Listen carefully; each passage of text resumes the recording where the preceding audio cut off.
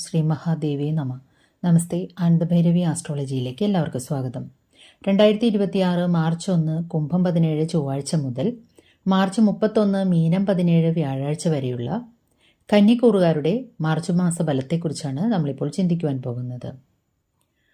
കന്നിക്കൂറിലെ നക്ഷത്രങ്ങളായ ഉത്രം 2, 3, 4 പാദക്കാർക്കും അത്തം നക്ഷത്രക്കാർക്കും ചിത്തിര 1, 2 പാദക്കാർക്കുമാണ് ഈ ഫലങ്ങൾ ഏറ്റവും കൂടുതൽ അനുയോജ്യമായിരിക്കുന്നത്. കന്നിക്കൂറുകാർക്ക് മാർച്ച് മാസത്തിൽ അവരുടെ 4, 7 എന്നീ ഭാവങ്ങളുടെ അധിപനായ വ്യാഴം 10ാം ഭാവത്തിലൂടെ സഞ്ചരിച്ചുകൊണ്ടിരിക്കുകയാണ്. 5, 6 എന്നീ ഭാവങ്ങളുടെ അധിപനായ ശനി 7ാം ഭാവത്തിലൂടെ കണ്ടകനായിക്കൊണ്ട് സഞ്ചരിച്ചുകൊണ്ടിരിക്കുന്നു. 6ൽ രാഹുവും 12ൽ കേതുവും സഞ്ചരിക്കുന്നു. മറ്റു ചെറുഗ്രഹങ്ങളെല്ലാം തന്നെ ഇടവേളകളിൽ രാശികൾ മാറുന്നതുകൊണ്ട് പ്രത്യേകം പ്രതിപാദിക്കുന്നില്ല. ഇനി ഈ മാസത്തിലെ പ്രധാനപ്പെട്ട ദിവസങ്ങൾ ഏതെല്ലാമാണെന്നുകൂടി നോക്കാം.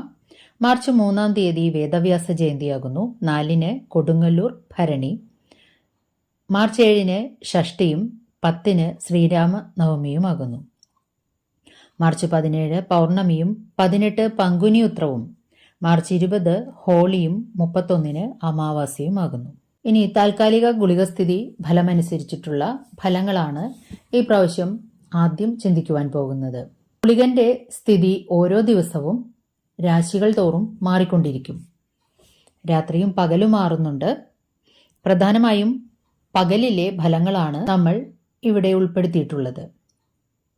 ഓരോ ദിവസവും മാറുന്ന ആ ഗുളിക ഫലങ്ങൾ മനുഷ്യ ജീവിതത്തെ പെട്ടെന്ന് ബാധിക്കും എന്നുള്ളതുകൊണ്ടാണ് അത് പ്രത്യേകം പറയുന്നത്. ഇനി ഈ ചാനൽ ഇതുവരെ സബ്സ്ക്രൈബ് ചെയ്തിട്ടില്ലാത്തവർ ഒന്ന് സബ്സ്ക്രൈബ് ചെയ്യുവാനും നിങ്ങൾക്ക് ഇഷ്ടപ്പെട്ടവർക്കെല്ലാം ഈ ചാനൽ ഒന്ന് ഷെയർ ചെയ്ത് കൊടുക്കുവാനും അഭ്യർത്ഥിക്കുന്നു. അരികിലുള്ള ബെൽ ബട്ടൺ അമർത്തിയാൽ ഇനി വരുന്ന എല്ലാ വീഡിയോകളും തത്സമയം തന്നെ നോട്ടിഫിക്കേഷനായിട്ട് ലഭിക്കുന്നതാണ്. വീഡിയോ ഇഷ്ടമായാൽ ഒരു ലൈക്ക് തരുവാൻ മറക്കരുതേ. കാര്യം കൂടി ഓർമ്മിപ്പിച്ചു കൊള്ളട്ടെ, ഓരോ വ്യക്തിയുടെയും ജാതകത്തിലെ ലഗ്നാലുള്ള ഓരോ ഗ്രഹത്തിൻ്റെയും ഭാവാധിപത്യവും നിൽപ്പ്, ബലാബലം എന്നിവയ്ക്കനുസരിച്ച് ചാരഫലങ്ങളുമായി ചേർന്ന് മിശ്രഫലങ്ങൾ ഉണ്ടാകുന്നു. ഇവിടെ പ്രതിപാദിക്കുന്നത് പൊതുഫലങ്ങളാണ്. ഇനി മാർച്ച് മാസത്തിൽ കന്നിക്കൂറുകാർക്ക് താൽക്കാലിക ഗുളികസ്ഥിതി ഫലമനുസരിച്ച് മാർച്ച് 5, 12, 19, 26 എന്നീ ദിവസങ്ങളിൽ ചില്ലറ ശാരീരികമോ മാനസികമോ ആയിട്ടുള്ള ബുദ്ധിമുട്ടുകൾ എന്തെങ്കിലും നേരിട്ടേക്കാൻ ഇടയുണ്ട്. ഈ ദിവസങ്ങളിൽ ദൂരയാത്രകൾ ഒഴിവാക്കുന്നതും പ്രധാനപ്പെട്ട തീരുമാനങ്ങൾ എടുക്കുന്നതിൽ നിന്ന് വിട്ടുനിൽക്കുന്നതും, ജലയാത്രകൾ പ്രത്യേകിച്ചും അത് തീർത്ഥാടനമായാലും വിനോദയാത്രയായാലും ഒഴിവാക്കുന്നതുമൊക്കെ ഒരു പരിധിവരെ ഗുണം ചെയ്യുന്നതാണ്, അല്ലെങ്കിൽ ദോഷങ്ങൾ കുറയ്ക്കുവാൻ സഹായകമാകുന്നു. ഈ ദിവസങ്ങളിൽ കസ്റ്റമേഴ്സ്, സഹപ്രവർത്തകർ, കീഴ്ജീവനക്കാർ, മേലധികാരികൾ തുടങ്ങി നമ്മളുമായിട്ട് കൂടുതൽ ബന്ധപ്പെടേണ്ടി വരുന്ന വ്യക്തികളുമായിട്ട് വാക്കുതർക്കങ്ങളില്ലാതിരിക്കുവാനും മറ്റും പ്രത്യേകിച്ചും ശ്രദ്ധിക്കേണ്ടതാണ്. ദിവസങ്ങളിൽ വിദ്യാർത്ഥികൾക്കും അത്ര സുഖകരമായിരിക്കണമെന്നില്ല. പരീക്ഷകൾ, ഇന്റർവ്യൂകൾ മുതലായവ ഈ ദിവസങ്ങളിൽ നടക്കുന്നുണ്ടെങ്കിൽ പ്രത്യേകം ശ്രദ്ധയോടും പ്രാർത്ഥനയോടും കൂടി മാത്രം അതിന് പോവുക. വിദേശ രാജ്യങ്ങളിൽ ജോലി ചെയ്യുന്നവർക്കും വിദേശത്തേക്ക് പോകാൻ ഉദ്ദേശിക്കുന്നവർക്കും മറ്റും മാർച്ച് 3, 4, 11, 18, 25 എന്നീ ദിവസങ്ങളിൽ ചില്ലറ ബുദ്ധിമുട്ടുകൾ നേരിട്ടേക്കാൻ ഇടയുണ്ട്. മാത്രമല്ല ഈ ദിവസങ്ങളിൽ പൊതുവിൽ ധനപരമായിട്ടുള്ള ഇടപാടുകളിൽ പ്രത്യേകം ശ്രദ്ധ വേണ്ടതാണ്. ബിസിനസ്സുകാരും ധനപരമായിട്ടുള്ള കാര്യങ്ങൾ കൈകാര്യം ചെയ്യുന്ന പോസ്റ്റുകളിൽ ജോലി ചെയ്യുന്നവരും മറ്റും ശ്രദ്ധിക്കേണ്ടതാണ്. ധനനഷ്ടങ്ങളോ അല്ലെങ്കിൽ ഏതെങ്കിലും തരത്തിലുള്ള ബുദ്ധിമുട്ടുകളോ ഉണ്ടായേക്കാൻ ഇടയുണ്ട്. പ്രണയികൾക്കും ദമ്പതികൾക്കും ഈ ദിവസങ്ങൾ അത്ര സുഖകരമായിരിക്കണമെന്നില്ല. തൊഴിലിടങ്ങളിൽ പ്രത്യേകിച്ചും മാർച്ച് 1, 8, 15, 16, 22, 23, 30 എന്നീ ദിവസങ്ങളിൽ ശ്രദ്ധിക്കേണ്ടതാണ്. ഏതെങ്കിലും തരത്തിലുള്ള ധനം വരുന്നത് ഈ ദിവസങ്ങളിൽ തടയപ്പെട്ടേക്കാം, അല്ലെങ്കിൽ കിട്ടാൻ വൈകിയേക്കാം. അതിൻ്റെ ഡോക്യുമെന്റ് സംബന്ധമായിട്ടുള്ള എന്തെങ്കിലും പ്രശ്നങ്ങളോ മറ്റും തടസ്സമായേക്കാൻ ഇടയുണ്ട്. ഈ ദിവസങ്ങളിൽ വാഹനങ്ങൾ ഓടിക്കുന്നതും വളരെയധികം ശ്രദ്ധിക്കേണ്ടതാണ്. അതുപോലെ മാർച്ച് 6, 7, 14, 21, 28, 29 എന്നീ ദിവസങ്ങളിലും ലാഭകരമായിട്ട് പ്രവർത്തിച്ചു കൊണ്ടുപോകുന്ന ബിസിനസ് സ്ഥാപനങ്ങളിലും മറ്റും ഡെയിലി കളക്ഷൻ കുറയുകയോ നഷ്ടങ്ങൾ സംഭവിക്കുവാനോ മറ്റും സാധ്യതയുണ്ട്. അതുപോലെ ഡെയിലി ലാഭം കിട്ടുന്ന ഏർപ്പാടുകളിൽ ഏർപ്പെട്ടിട്ടുള്ളവർ ഈ ദിവസങ്ങൾ പ്രത്യേകിച്ചും ശ്രദ്ധിക്കേണ്ടതാണ്. അതുകൂടാതെ ജലസംബന്ധമായിട്ടുള്ള തൊഴിലുകൾ ചെയ്യുന്നവരും വിദേശ രാജ്യങ്ങളിലേക്ക് അല്ലെങ്കിൽ ജലയാത്രകൾക്ക് പോകുന്നവരും ഈ ദിവസം ശ്രദ്ധിക്കുക. സന്താനങ്ങൾക്കും, അതായത് കന്നിക്കൂറുകാരുടെ സന്താനങ്ങൾക്കും ഈ ദിവസങ്ങളിൽ ചില്ലറ ബുദ്ധിമുട്ടുകൾ എന്തെങ്കിലും അനുഭവപ്പെട്ടേക്കാം.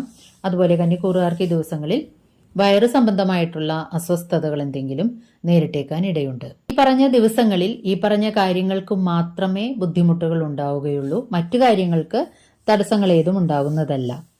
നെഗറ്റീവായ കാര്യങ്ങൾ മാത്രമാണല്ലോ പറയുന്നത് എന്ന് പലപ്പോഴും പലരും കമന്റ് ബോക്സിൽ ചോദിക്കാറുണ്ട്.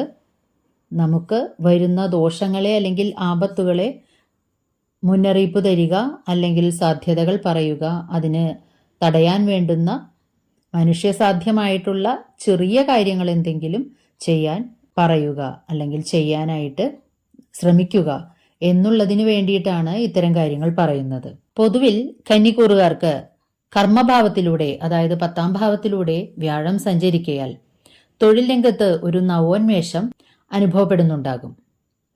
കണ്ടകശനി ആണെങ്കിൽ തന്നെയും വ്യാഴം 10ലൂടെ സഞ്ചരിക്കയാൽ തൊഴിൽ സ്ഥാനത്ത് മുമ്പ് മാന്ദ്യത്തിലായിരുന്ന അവസ്ഥയിൽ നിന്നും മാറിക്കൊണ്ട് പുതിയ പുതിയ അവസരങ്ങൾ അവർക്ക് ഉണ്ടാകുന്നതാണ്. പുതിയ ജോലിക്ക് വേണ്ടി ശ്രമിക്കുന്നവർക്ക് അത് സാധിച്ചു കിട്ടുവാനും പുതിയ ബിസിനസ് മുതലായവ തുടങ്ങുവാനും മറ്റും ആഗ്രഹിക്കുന്നവർക്ക്, അല്ലെങ്കിൽ ഇപ്പോൾ തുടങ്ങി കഴിഞ്ഞിട്ടുള്ളവർക്കും പുരോഗതിയിലേക്കുള്ള വഴി തുറന്നു കിട്ടുന്നതാണ്. കൂടാതെ ശനി കണ്ടകനായിക്കൊണ്ട് നിൽക്കയാൽ കഠിനാധ്വാനം വേണമെന്നു മാത്രം. അധിക ചിലവുകളും അനാവശ്യ ചിലവുകളും നിങ്ങളെ പിന്തുടരും.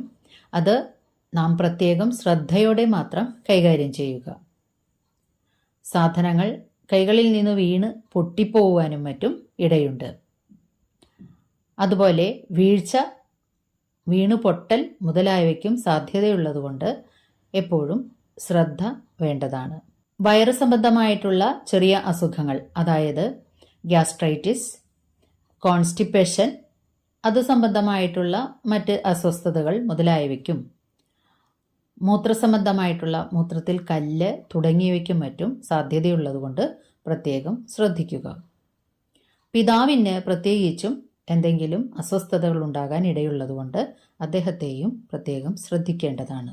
ദോഷങ്ങളുടെ പരിഹാരാർത്ഥമായിട്ട് നിങ്ങൾ ചെയ്യേണ്ടത് ഭദ്രകാളിയിങ്കൽ ചുവന്ന പുഷ്പങ്ങൾ സമർപ്പിക്കുക, ചുവന്ന പട്ട്, നെയ്വിളക്ക് മുതലായവ സമർപ്പിച്ച് ഭാഗ്യസൂക്ത പുഷ്പാഞ്ജലി നടത്തുന്നതും, സർപ്പത്തിങ്കൽ നൂറും പാലും നടത്തുന്നതും, ശിവങ്കൽ ധാര, പെൺവിളക്ക്, എണ്ണ സമർപ്പണം, മൃത്യുഞ്ജയ പുഷ്പാഞ്ജലി മുതലായവ നടത്തുന്നതും ഉത്തമമാണ്.